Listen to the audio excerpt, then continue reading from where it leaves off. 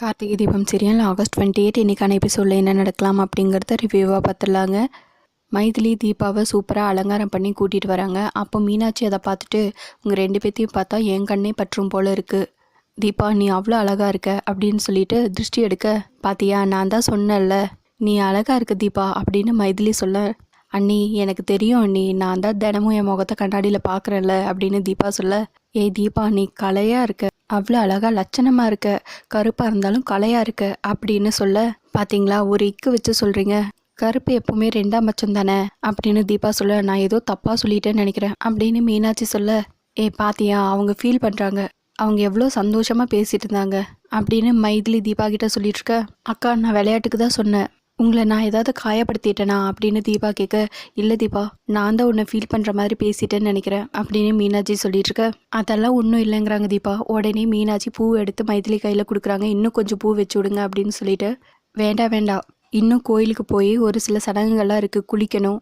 அதுக்கப்புறம் திரும்பவும் மேக்கப் போடணும், அப்போ இந்த பூவை வச்சுக்கலாம், பூ பாருங்க எவ்வளோ அழகாக இருக்குது அப்படின்னு மைதிலி மீனாட்சி கிட்ட சொல்ல, எங்கள் அண்ணி மனசு பூ மாதிரி சாஃப்ட்னு சொல்ல வராங்கக்கா அப்படின்னு தீபா சொல்ல, தீபா உனக்கு இப்படியெல்லாம் கூட பேச தெரியுமா அப்படின்னு மீனாட்சி கேட்க, நீங்கள் வேற இவன் நல்லாவே கிண்டல் பண்ணி பேசுவா, ஆனால் இப்போ தான் கொஞ்ச நாளாக அதையெல்லாம் மறந்துட்டு சோகமாகவே இருக்கா அப்படின்னு மைதிலி சொல்ல, விடு தீபா அதான் இன்னைக்கு தாலி பிரித்து கோக்குறோம்ல, இதுக்கு மேலே நீ சந்தோஷமாக இருப்ப அப்படின்னு மீனாட்சி சொல்லியிருக்க, அது மட்டும்தானா மேற்கொண்டு ஆக வேண்டிய விஷயங்கள் ஒன்றுமே இல்லையா அப்படின்னு மைதிலி கேட்டுட்ருக்க, மேற்கொண்டு ஆக வேண்டிய விஷயங்கள்னா எதை சொல்கிறீங்க அப்படின்னு மீனாட்சி கேட்க, உங்களுக்கு கல்யாணம் மட்டும்தான் ஆச்சா அப்படின்னு மைதிலி கேட்க, ஆமாம்மா மற்ற விஷயங்களுக்கும் ஏற்பாடு பண்ணணும் அப்படின்னு மீனாட்சி சொல்ல, அதெல்லாம் அவளுக்கும் நல்லாவே புரியும் அப்படிங்கிறாங்க மைதிலி. இப்படி 3 பேரும் நல்லா கிண்டல் பண்ணி பேசி சிரிச்சிட்டு இருக்க, இதை பார்த்த ஐஸ்வர்யா சிரிக்கிறீங்களா நல்லா சிரிங்க அப்படின்னு சொல்லிட்டு மறைஞ்சு என்னத்தையும் எடுத்துட்டு போறாங்க.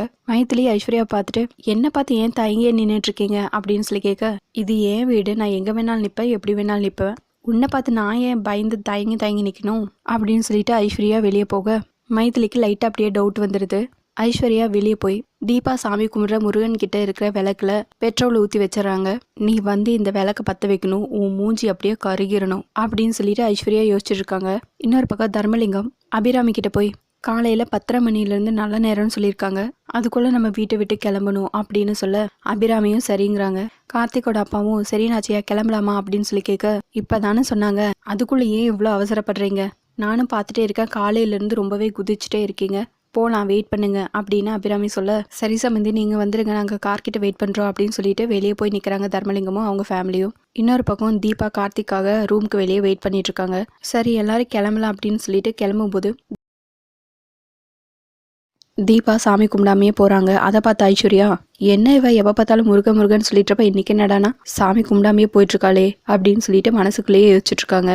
தீபா கார்கிட்ட போனதும், நான் இன்னைக்கு சாமி கும்பிடாமையே வந்துட்டேன், நான் போய் முருகன் கிட்ட சாமி கும்பிட்டு வந்துடுறேன் அப்படின்னு தீபா சொல்ல, டைம் ஆச்சுமா தீபா, இப்போ கிளம்புனாதான் சரியா இருக்கும் அப்படின்னு தர்மலிங்கம் சொல்ல, இல்லை சார் அவங்க போய் சாமி கும்பிட்டு வரட்டும், இல்லைன்னா அதை பற்றியே யோசிச்சு மனசுக்குள்ளேயே ஃபீல் பண்ணிட்டு இருப்பாங்க அப்படின்னு கார்த்திக் சொல்ல, சரிப்பா நான் போய் விளக்கு மட்டுமாவது பற்ற வச்சுட்டு வந்துடுறேன் அப்படின்னு சொல்லிட்டு தீபா அங்கேருந்து போகிறாங்க.